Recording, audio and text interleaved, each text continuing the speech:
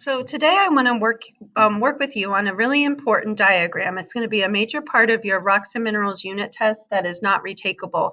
And this rock cycle diagram is a way to take our song and put it into a meaningful visual for us in order to understand how one rock can really change into another at any time with the right mix of conditions.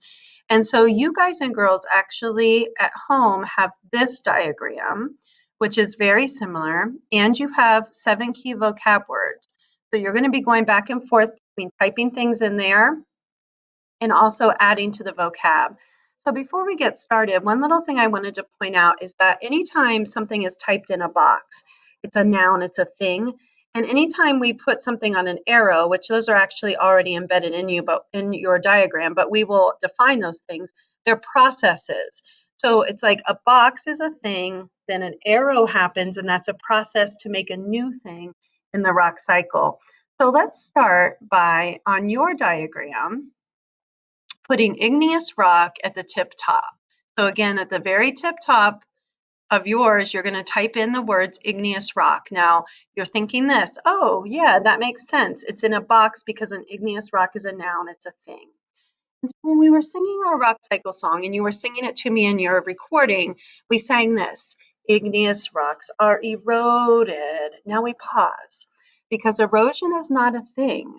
Erosion is a process, and that's already typed for you at this arrow on your diagram. But now we go, okay, well, what exactly is erosion? How would we define it? So in the song, it's kind of defined. Igneous rocks are eroded by what? By the wind and water and become little chunks. Okay, so now when you go down to the bottom of your diagram, let's use some of our song lyrics. I want you to type in there, erosion is making chunks by wind and water. That's the process of erosion. That's why it's on an arrow. But here's the thing. You think scientists really just call these chunks of rock little chunks? And the answer to that is 100% no. So this is a word that was not in our song. I want you to put sediment in the box under erosion. So you've got erosion, igneous rocks are eroded, and then you're going to have sediment here. So now what is a sediment? Well, it's in a box. So it's like, oh yeah, it's a thing. Now finish my thought. Those things called sediment are little chunks. That's exactly what you should be thinking. So go down again to the vocab, right? You're getting the hang of this. We look at the diagram, type something in the diagram, go to the vocab. All sediment are rock chunks. Now I didn't say they're all the same size, color, texture, but all sediments come from erosion. Okay, next up. So we've got these sediments, right? Okay, igneous rocks are eroded by the wind and water and become little chunks. Now we're calling them sediment that gets smushed into layers. Okay, pause. Smushing. Do we really think scientists just call it smushing? And the answer is no, they don't call it smushing. Instead, and you already have this on yours, let me move myself. Okay, so you already have this on yours, cementation. Now, this term is fancy, but do you notice the root word is cement? So think about little chunks of rock called sediment getting cemented into layers or smushed into layers. So now please go down under your diagram. You want to say cementation is smushing rock chunks into layers. Okay? And you can pause me, of course, at any point to type and come back. Okay, now let's get back to the song.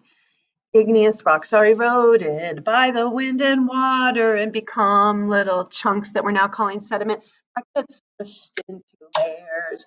Now you have new rocks. What kind?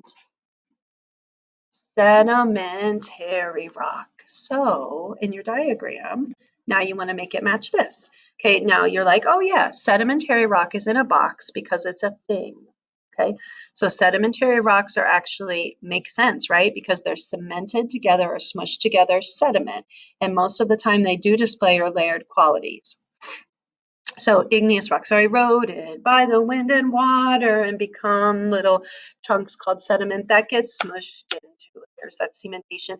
Now you have new rock, sedimentary rock. But wait, here comes the heat. Now you have some pressure. The rocks have been changed into metamorphic.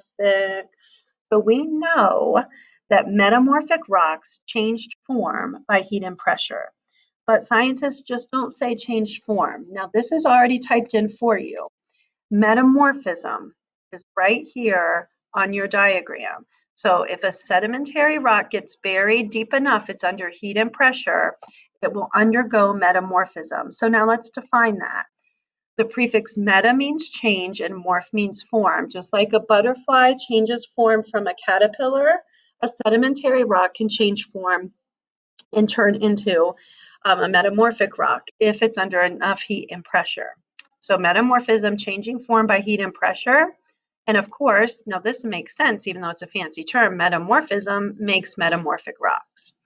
Okay, so I really started singing a little mid-song. So let's go back to this thought. In the beginning of the song, remember it said this, it all starts with, what was that? It all starts with magma deep down in the earth that cools into crystals and appears on the surface or shoots out of volcanoes. We call them igneous rocks. Well, I heard a thing in there, and the thing I heard was magma. Okay, so we think to ourselves, well, what is magma? Why do we do this? Finish it out loud at home, maybe? Magma is actually melted rock. So this brings us to something that's typed in. Melting is a process. Now, what happens when ice cream melts? Finish my thought. It goes from a solid to a liquid. That gets typed there for melting, and it requires heat. So if it gets hot enough deep down in the earth, then you will have melting of rocks. When that happens, we get this thing called magma. Now you are going to need to type that in your diagram. So in your diagram now, metamorphic rock is here, and then melting's typed for you, magma's here, and then we have this last part. Okay, so we said, again, magma's melted rock. But then the song says it all starts with magma deep down in the earth that cools into crystals. So think about this with me. If melting goes from a solid to a liquid, and magma's liquid rock, well, how do we go from liquid rock to a solid rock again? It has to require cooling. And that's exactly what crystallization does. Crystallization is a liquid to a solid, and it absolutely requires cooling. Okay, but now we've got this whole diagram, and let's start at magma this time. Okay, so during the rock cycle, three types of rocks are formed from their mineral building blocks. Okay, look where we are. It all starts with magma. Where is it? Deep down in the earth that cools into crystals and appears on the surface or shoots out of volcanoes. We call them igneous rocks. Keep going. Igneous rocks are eroded by the wind and water and become little chunks called sediment that get smushed into layers. Hey, that's cementation, excuse me. Now you have new rocks, sedimentary rock. But wait, here comes the heat. Now you have some pressure. Hey, that's metamorphism. The rocks have been changed into metamorphic. Now, melting's not in the song. You're just going to have to use your logic there. But then there's this part of the song. The rock cycle is crazy. It's not always a circle. A rock can turn into another at any time. It just takes the right mix. Okay, so here's where it gets weird. You see, and I'm not positive if you can insert arrows in your diagram, but you may want to try it. So if you have an igneous rock and it doesn't get eroded, but it gets buried deep enough to change form by heat and pressure, not enough to melt it, just enough to change its form, it'll be metamorphic. That's what we mean by the rock cycle is crazy. If it's not on the surface to get eroded and that rock is getting buried, it could turn into metamorphic. Now I'll give you something even crazier. If one igneous rock gets buried deeply, so deeply, it could melt, turn into magma, crystallize with another bunch of minerals, and turn into igneous rock. You heard me right. One igneous rock could melt and turn into another igneous. Okay. What about this? Is it possible for one sedimentary rock to erode into, say, smaller chunks? Those sediments then get cemented by nature and it becomes a different sedimentary rock. And when we say, is it possible? The answer in the rock cycle is yes.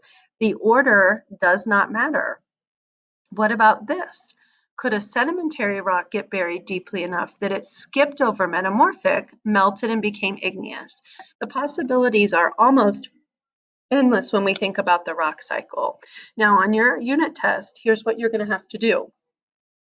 You are going to have a choice bank, but you're going to have to put this in order. And if you really know your song, you can sing your way through it as you do your rock cycle diagram. As always, get in touch with me if you have any questions.